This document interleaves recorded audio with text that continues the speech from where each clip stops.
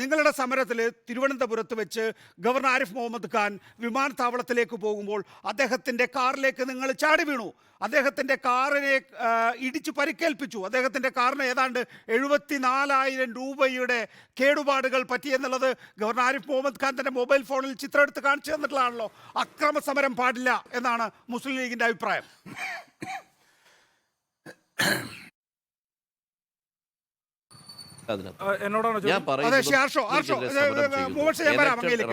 ചർച്ചയാണിത്.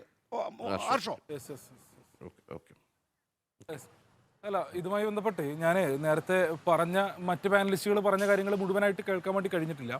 എന്നാലും ഇപ്പോൾ മുസ്ലിം ലീഗിൻ്റെ പ്രതിനിധിയാണെങ്കിലും നേരത്തെ BJP യുടെ പ്രതിനിധിയാണെങ്കിലും ഏത് നിലയിൽ SFI സമരം ചെയ്യണം എന്നുള്ളതിനെ സംബന്ധിച്ച് BJP യുടെ പ്രതിനിധി കുറച്ചും കൂടെ കടന്ന് SFIക്ക് ജനാധിപത്യം പഠിപ്പിച്ചു തരുന്ന നിലയിലേക്കൊക്കെ ക്ലാസ് എടുക്കുന്നൊരു സാഹചര്യമൊക്കെ ഉണ്ടായിട്ടുണ്ട്. അപ്പോൾ തൽക്കാലം ഞങ്ങൾ എന്തായാലും RSSകാർ ജനാധിപത്യത്തെ സംബന്ധിച്ച് എടുക്കുന്ന ക്ലാസ് കേൾക്കുന്നതിന് വേണ്ടി ഉദ്ദേശിച്ചിട്ടില്ല എന്നുള്ളത് ആദ്യമേ തന്നെ അദ്ദേഹത്തെ അറിയിച്ചു പോകാൻ വേണ്ടി കൂടി ഈ അവസരത്തിൽ ഉപയോഗപ്പെടുത്തുകയാണ്. ഗവർണറുടെ ഭരണഘടനാ പദവിയെ സംബന്ധിച്ചും അല്ല, തീർച്ചയായിട്ടും അല്ല, ഞങ്ങൾ ആ ഘട്ടത്തിൽ തന്നെ വ്യക്തമാക്കിയിട്ടുണ്ട്. ഞങ്ങളൊരു തരത്തിലും ഇടിച്ച് പൊളിക്കുന്ന നിലയിലേക്കൊന്നും സമരം പോയിട്ടില്ല.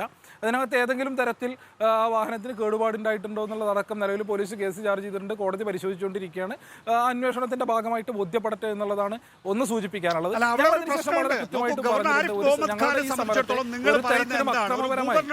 ഇന്റർവെൻഷൻ ഗവർണർ നടത്താൻ ഒരുങ്ങുന്നു എന്നുള്ളതാണ്. ഗവർണർക്കെതിരെ, രാഷ്ട്രപതിക്കെതിരെ ഒരു ആക്രമണം ഉണ്ടായാൽ ഗവർണർക്ക് വേണമെങ്കിൽ സംസ്ഥാന മന്ത്രിസഭ പിരിച്ചുവിടാൻ വേണ്ടി ശുപാർശ ചെയ്യുന്ന നിലയിലേക്ക് മാറാം. അല്ല, നിലവിൽ ഇങ്ങനെ ആവർത്തിച്ചുകൊണ്ട് ഇപ്പോൾ RSSന്റെ പ്രതിനിധിയും ആവർത്തിച്ചുകൊണ്ടിരിക്കുന്നത് ഭരണഘടനാ പദവിയിലിരിക്കുന്ന ഗവർണറെ സംബന്ധിച്ചും ഇന്നിപ്പോൾ അദ്ദേഹം തന്നെ പറഞ്ഞിട്ടുള്ളത് ഞാൻ മറുപടി പറയേണ്ടുന്നത് പ്രസിഡന്റിന്റെ മുൻപിൽ മാത്രമാണ് എന്നുള്ള നിലയിലൊക്കെയാണ്. ഞങ്ങളുടെ പ്രതിഷേധം കേരള നിയമസഭ പാസ്സാക്കിയിട്ടുള്ള സർവകലാശാല ആക്ട് പ്രകാരം കേരളത്തിലെ സർവകലാശാലകളുടെ ചാൻസലറായിട്ടുള്ള ഇപ്പോൾ ഈ അപ്പോയിന്റ്മെന്റ് ഒന്നും നടത്തിയിട്ടുള്ളത് ഗവർണർ എന്ന പദവിക്കകത്ത് ഇരുന്നുകൊണ്ട് അദ്ദേഹം നടത്തിയിട്ടുള്ള അപ്പോയിന്റ്മെന്റ് അല്ല. സർവകലാശാലകളുടെ ചാൻസലർ എന്നുള്ള നിലയിൽ അദ്ദേഹം നടത്തിയിട്ടുള്ള അപ്പോയിൻമെൻറ്റുകളാണ് ഇപ്പോൾ നിലവിൽ. നേരത്തെ നെഗോഷിയേഷൻ്റെ ഉൾപ്പെടെ ഇപ്പോൾ അത് ഞാൻ സമരവുമായി ബന്ധപ്പെട്ട് ഞാൻ പറഞ്ഞു നോക്കാം. ഞങ്ങളൊരു ഘട്ടത്തിലും സമരത്തെ അക്രമാസക്തമായി പോകുന്നതിന് വേണ്ടി ഉദ്ദേശിച്ചിട്ടില്ല. ഇന്നിപ്പോൾ 4-5 മണിക്കൂറുകളോളം സമരം തുടർന്നു പോകുന്നൊരു സാഹചര്യം ഉണ്ടായി. എവിടെയും ഞങ്ങളുടെ ഭാഗത്തുനിന്ന് ഒരു പ്രകോപനം ഉണ്ടായിട്ടുള്ള, അക്രമം ഉണ്ടായിട്ടില്ല. അങ്ങനെ അക്രമമില്ലാതെ, പ്രകോപനമില്ലാതെ തന്നെ സമരം മുന്നോട്ട് കൊണ്ടുപോകുന്നതിന് വേണ്ടിയാണ് ഞങ്ങൾ ഉദ്ദേശിച്ചിട്ടുള്ളത്. 1. 2, നേരത്തെ മുസ്ലിം ലീഗിൻ്റെ പ്രതിനിധി പറഞ്ഞു സെനറ്റിലേക്ക് യോഗ്യതയുള്ള ആര് വേണമെങ്കിലും വരട്ടെ എന്നുള്ളത് പറഞ്ഞു.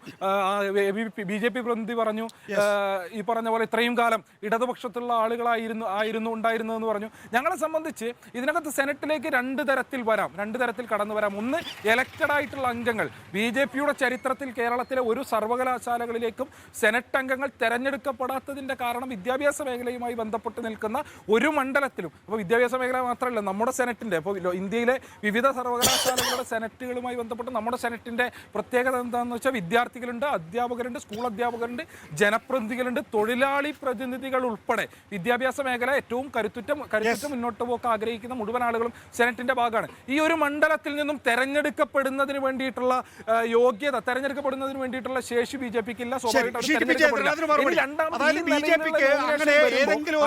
പോയ കാലങ്ങളിൽ